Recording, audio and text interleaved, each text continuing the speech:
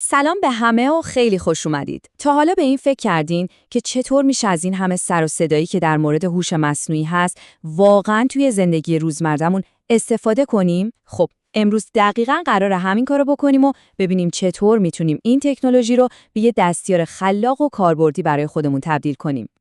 بیایید با این سوال شروع کنیم.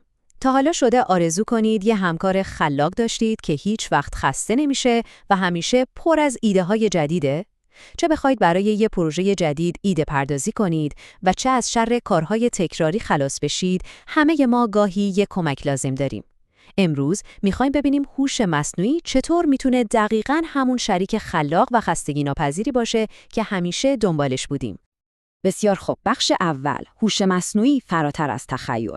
اول از همه بیاید یه ذره این مفهوم رو بشکافیم و ببینیم وقتی میگیم هوش مصنوعی دقیقاً داریم از چی حرف میزنیم. تعریفش اگه بخوایم خیلی ساده بگیم اینه: هوش مصنوعی یعنی توانایی ماشین‌ها برای فکر کردن، یاد گرفتن و تصمیم گرفتن. درست مثل ما انسان‌ها. یعنی ما به کامپیوترها یاد میدیم که الگوها رو تشخیص بدن و بر اساس اونها عمل کنن. و همین توانایی در واقع پایه تمام اون ابزارهای شگفت‌انگیزیه که قراره در ادامه با هم ببینیم. و این جمله نکته کلیدی ماجراست. هوش مصنوعی دیگه یه مفهوم علمی تخیلی نیست، بلکه به بخشی جدایی ناپذیر از زندگی ما تبدیل شده. واقعاً هم همینه. دیگه صحبت از آینده یا فیلم‌های هالیوودی نیست. همین الان از موزیکی که بهتون پیشنهاد میشه تا مسیریابی روی نقشه گوشیتون، هوش مصنوعی داره توی زندگی هممون کار میکنه. خب، حالا بریم سراغ کاربردهاش توی زندگی روزمره. این که تعریفش رو دونستیم خیلی خوبه، ولی این تکنولوژی دقیقاً کجاها به کار ما میاد؟ بیایید چند تا مثال خیلی ملموس رو با هم مرور کنیم. کاربردهاش واقعاً خیلی متنوع. مثلا تعامل با دستیارهای هوشمند یا همون چت‌بات‌ها که توی وبسایت‌ها می‌بینید، یا تولید محتوای متنی و تصویری که خب این روزا خیلی داغه. حتی توی نوشتن و اشکالزدای کدهای برنامه‌نویسی هم کمک می‌کنه. یا وقتی دنبال یه اطلاعات خیلی پیچیده می‌گردید و البته ترجمه فوری زبان‌ها. خلاصه هوش مصنوعی داره کم کم به یه دستیار همه کاره تبدیل میشه. خب، میرسیم به بخش هیجان انگیز ماجرا، معرفی ابزارهای کلیدی. حالا که با مفهوم و کاربردها آشنا شدیم، وقتشه بریم سراغ اصل مطلب. میخوام چند تا از بهترین و کاربردی ترین ابزارهایی که میتونید همین الان، خیلیاشون هم به رایگان ازشون استفاده کنید رو بهتون معرفی کنم. خب، اول از همه بیایید با غول این حوزه آشنا بشیم. چت جی پی تی از شرکت اوپن ای آی. این شرکت هدفش رو این گذاشته که هوش مصنوعی رو به شکلی مفید و امن برای تمام بشریت توسعه بده. و خب، معروف‌ترین محصولشون همین چت جی پی تی هست که واقعاً یه انقلاب توی دنیای تولید محتوا به پا کرده. ببینید کار باهاش چقدر میتونه ساده باشه. فرض کنید میخواید یه ارائه درست کنید. اول ازش یه طرح کلی میخواید. مثلا میگید یه ساختار 5 اسلایدی برای ارائه در مورد هوش مصنوعی بهم بده.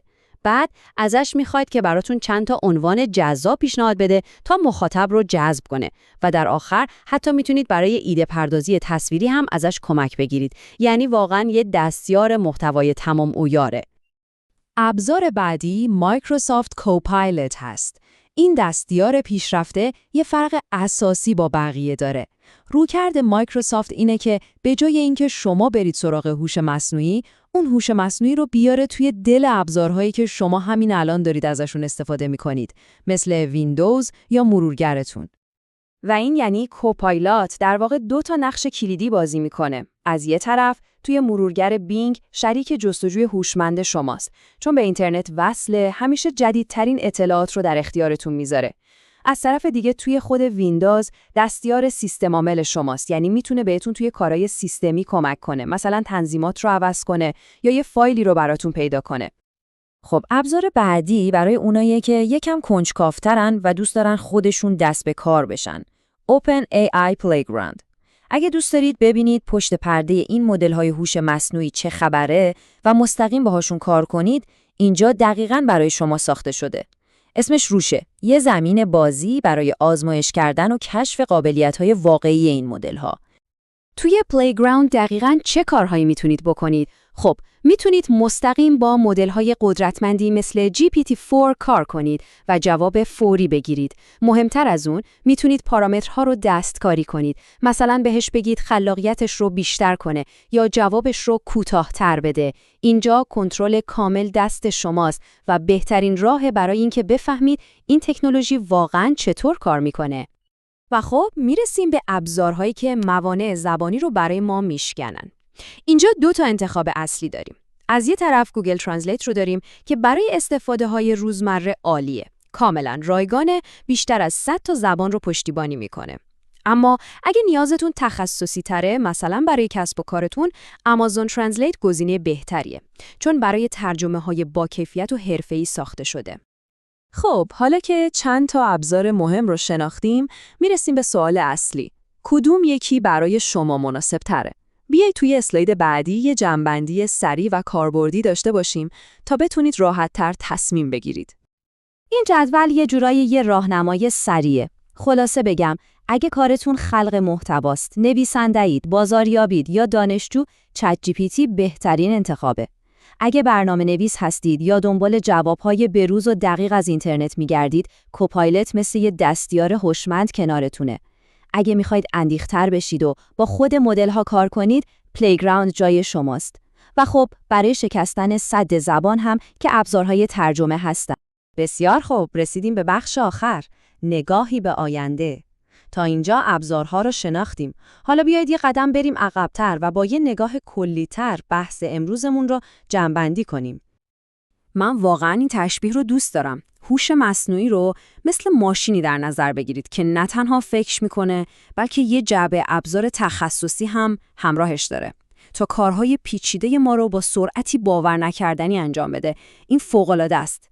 یعنی هوش مصنوعی فقط یه مغز متفکر نیست، بلکه یه جعبه ابزار هوشمنده و این یعنی برای هر مشکلی یه ابزار تخصصی در اختیار ماست. و در نهایت این سوال رو میخوام از خود شما بپرسم. با ابزارهایی به اینقدر قدرتمندی شما قراره چه چیزی خلق کنید؟ حالا که این جعبه ابزار در اختیار شماست، واقعاً تنها محدودیت تخیل خودتونه. امیدوارم این گشت و گذار کوتاه بهتون ایده‌های خوبی داده باشه. خیلی ممنون که همراه من بودید.